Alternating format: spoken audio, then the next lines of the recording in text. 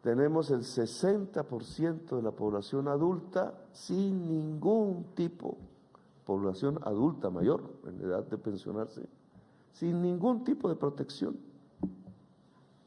A veces en mis discursos lo decía en los casos que me parecen más graves, por ejemplo. Durante todo el siglo XX, el campesinado cafetero sostuvo con miles de millones de dólares que ingresaban por las exportaciones de café la economía que tenemos. Hizo estas ciudades. Es sobre la economía cafetera que montamos lo que podemos llamar la nación colombiana. Su institucionalidad, para bien o para mal, sus bancos, su incipiente proceso industrial, sobre todo en Medellín, las confecciones, los zapatos, etcétera, se montó sobre la base de los excedentes que generaba un producto de exportación exitoso, el único que teníamos, el café.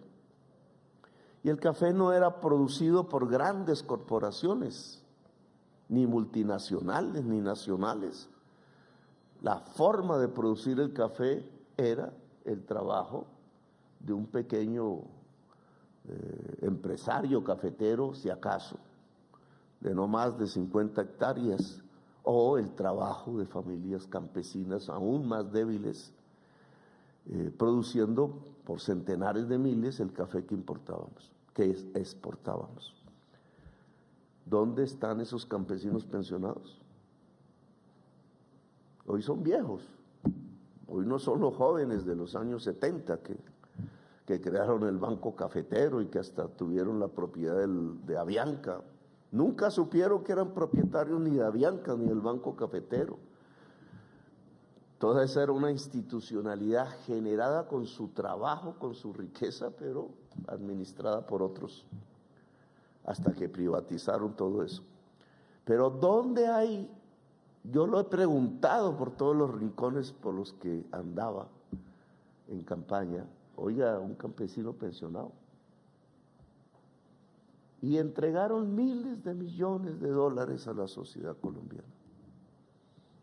Eso es, digamos, la demostración de la... no, es que no cotizaban. Y los miles de millones de dólares que hacían parte del Fondo Nacional del Café, etcétera. Incontables instrumentos financieros que eran los más poderosos del país en el siglo XX, no pudieron generar la retribución suficiente para que el campesinado cafetero hoy viejo se pensionara. Bueno, esto es un tema que tiene que ver con nuestras falencias, con el raquitismo del capitalismo colombiano, con cierto carácter voraz y depredador que precisamente ha impedido que el capitalismo se desarrolle en el país como debería. Hoy por hoy, y no es muy diferente hace unas décadas, tenemos una baja productividad de nuestra economía, casi estancada, una enorme desigualdad social de las más altas del mundo, un sistema tributario que en lugar de disminuir la desigualdad social, como sucede en Europa, la aumenta. Es decir, se financia al Estado sobre estratos medios y no sobre los más ricos. Los más ricos no pagan impuestos. Y al tener ese raquitismo también en las finanzas públicas, entonces no tenemos financiaciones suficientes para el sistema de seguridad social ni para su calidad. La mayoría de nuestros viejos y viejas entonces no tienen ninguna pensión. Por allí hay un programa que le llega no a ese 60%, sino a la mitad del otro 40%, un 20% del total, que le llaman bono pensional. Son 80,000, o sea, dólares de hoy, dividan entre 5,000. Entonces tenemos, ¿cuánto? A ver, matemáticas. 16, más o menos, $16 al mes. Imagínense. Y eso es el otro 20% de la población adulta, que tiene un bono. Ellos hasta agradecen, porque si no, no tendrían nada. Pero es la ayuda del Estado, $16 al mes.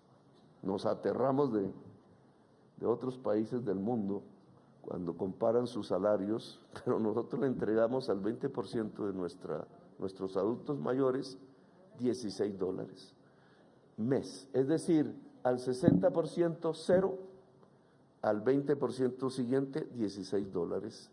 Y solo el sistema de protección, llamémoslo así, formal, se mueve en el otro 20%. ¿Y el otro 20% va a tener pensión? Los que cotizan, es decir, los y las asalariadas, es decir, la formalidad. Sus empresarios cotizan, ellos cotizan a fondos privados de pensiones al estilo chileno. ¿Tendrán pensión? De ese 20%, el 80% no tendrá pensión. Cotizan para ahorrar obligatoriamente en unos fondos privados que administran los dos grandes banqueros de Colombia, pero que al final, bajo el cálculo actuarial, no suman tanto por sus bajos salarios, la mayoría de salario mínimo, que no permite el ahorro individual tener pensión. Y ese es nuestro sistema pensional. Es decir, en realidad, nada. Queremos reformarlo, pero querer reformarlo implica, y esa es la propuesta que hemos hecho, dijimos un régimen de pilares, dijimos que la cotización del trabajador y de su empresario vaya en parte a un gran fondo en primer pilar público de reparto simple que garantice pensión al menos al cotizante, es decir, estoy hablando del 20%. Y de ahí para adelante, dependiendo de los salarios altos, ¿qué porcentaje de la población colombiana tiene salarios altos? Tengan la libertad, después de cotizar en el primer pilar, en segundos pilares libres y privados. ¿Qué garantizaría eso? Garantizar al 20% de los trabajadores en la economía formal la pensión.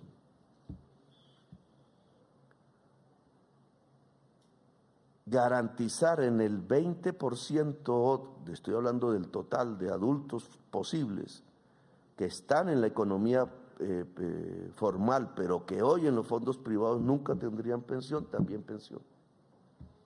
Aumentaron 40% y aún así quedaría una pregunta y el 60% restante.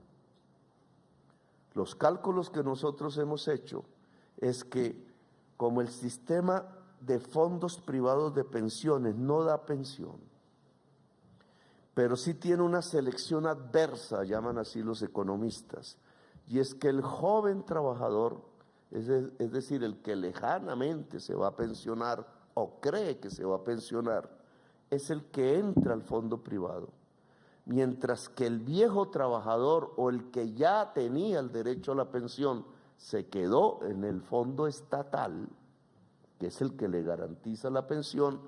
Entonces, en realidad, hoy por hoy, a la mayoría de los pensionados actuales les está pagando es el Estado, del presupuesto nacional, es decir, de los impuestos. Es nuestro mayor gasto público. Hasta el gobierno de Duque lo sobrepasó el gasto en la deuda. ¿Nosotros en qué gastamos? En primerísimo lugar, en pagar la deuda, hoy, y en segundo lugar, en pagar las pensiones. Son los grandes. Estamos hablando de 50 billones, ya la deuda llega a casi 70 billones de pesos anuales. En esto es que se gasta el presupuesto. De ahí para adelante viene lo demás, educación, salud, la corrupción, va de ahí para adelante. Armas, que es un gran gasto, la defensa, etcétera. Pero lo primero es deuda, lo segundo es pensiones. Es el Estado el que paga las pensiones. Si los cotizantes entregaran parte de la cotización al fondo público, se libera un recurso en el Estado que deja de gastarse. Y entonces podríamos gastarlo en la población vieja, que hoy no tiene ninguna pensión o recibe $16.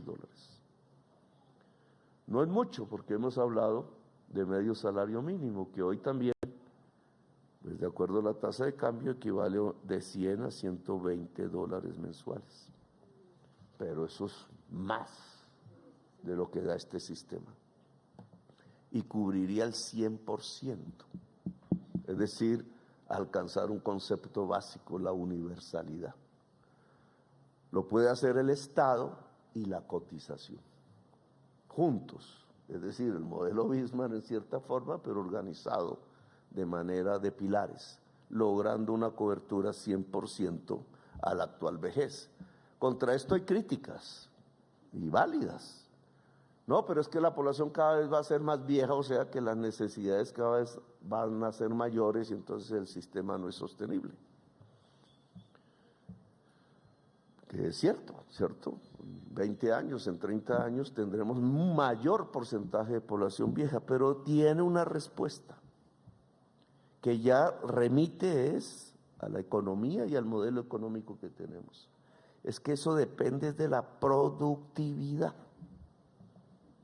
Si el trabajador joven, que es el que tiene que sostener el sistema, al viejo, tiene por razones tecnológicas mayor capacidad de trabajo que el actual trabajador joven, pues la sociedad es más rica. O en otras palabras, la sociedad es más rica porque tiene más capacidad de trabajo. No es el trabajador una persona al cual se le regala un salario y se le hace un favor. No, él y la trabajadora son las generadoras de la riqueza. No lo dijo Marx, lo dijo un liberal como Adam Smith. Esa es la ABC de la economía. Un país es más rico que otro porque tiene más capacidad de trabajo. Más capacidad de trabajo en el siglo XXI no es más capacidad muscular de trabajo. Es más capacidad cerebral y colectiva de trabajo, porque esa es la economía del siglo XXI. La productividad, de acuerdo a una corriente económica, depende de la competitividad. De acuerdo a otras, no necesariamente antagónicas, depende del conocimiento acumulado de la sociedad. Tienes como sociedad más conocimiento, tienes más productividad. Claro, esto es una agenda de inversiones, de política.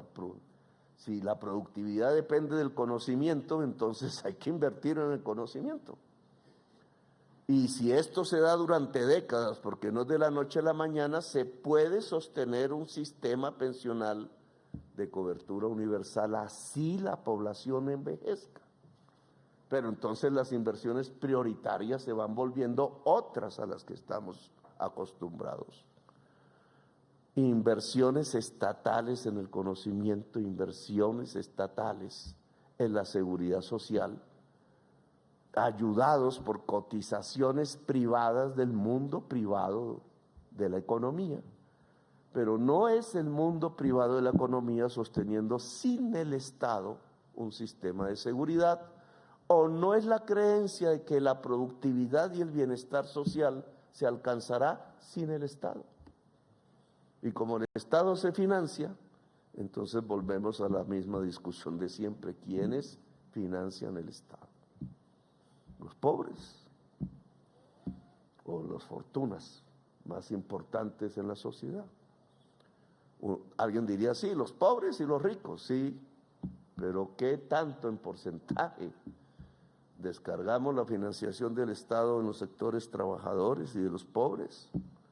O el pacto social, que es la misma palabra de la paz, sinónimo de paz, es que los sectores más poderosos económicamente financian más que proporcionalmente el Estado, para que el Estado pueda financiar precisamente una seguridad social en términos de pensión, en términos de salud y en términos de conocimiento universal y de calidad para toda la sociedad. Estas son nuestras intenciones y la reforma que proponemos.